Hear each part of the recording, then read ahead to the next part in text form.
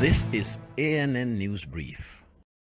South Africa has plunged into recession and widespread power cuts are being blamed for it.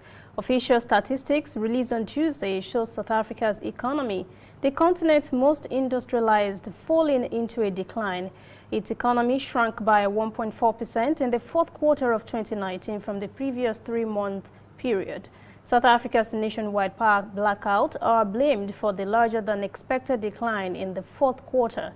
State-owned power utility Eskom has been unable to meet demand and has had to implement rotating cuts in electricity to residences, factories, mines and businesses. A recession is commonly defined as 2 consecutive quarters of economic decline.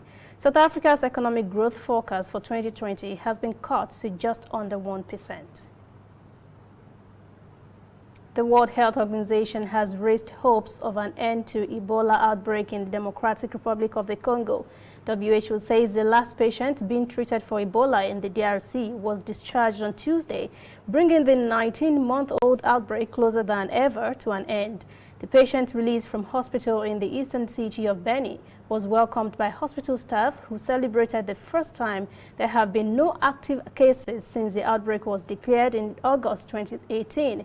More than 2,000 persons were killed and nearly 1,200 more infected, making it the second worst Ebola outbreak in history.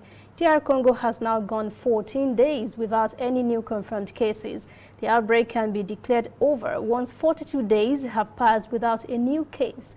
WHO Director General Tedros Ghebreyesus hailed the developments at a briefing on Tuesday as very good news for the whole world. We'll be right back. Whether in your house, at your office, on your phone or online, we are there. We have the facts behind the headlines. We cut to the chase with the news you really need. We cover every angle. We are the bigger, better news network. We are African News Network. ANN. Watch ANN News on MITV from a truly African spirit. Togo's President Faure Gnassingbe has reacted to a constitutional court ruling affirming his re-election in the outcome of a disputed February presidential poll. The 57-year-old president is in his 4th consecutive victory. He said the court had affirmed what he described as a clean, fair and transparent process. He reiterated calls on opponents to join in nation-building efforts.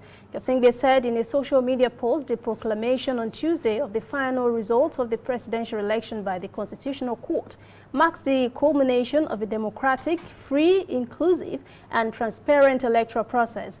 Togo electoral body Senate declared Gnassingbe winner with 72% of valid votes cast. The declaration came amid an opposition victory claim. The court's declaration is the final leg of the poll process, which extends the dynasty of the Gnassingbe family over the former French colony, despite widespread disaffection and protests calling for him to step down. That is ANN News Brief at 1. For details on these and other breaking stories, visit our website, annafrica.news. Conversation continues on our social media platforms, Twitter, Instagram, and Facebook at ANN Africa TV. I'm Lucy Ademi.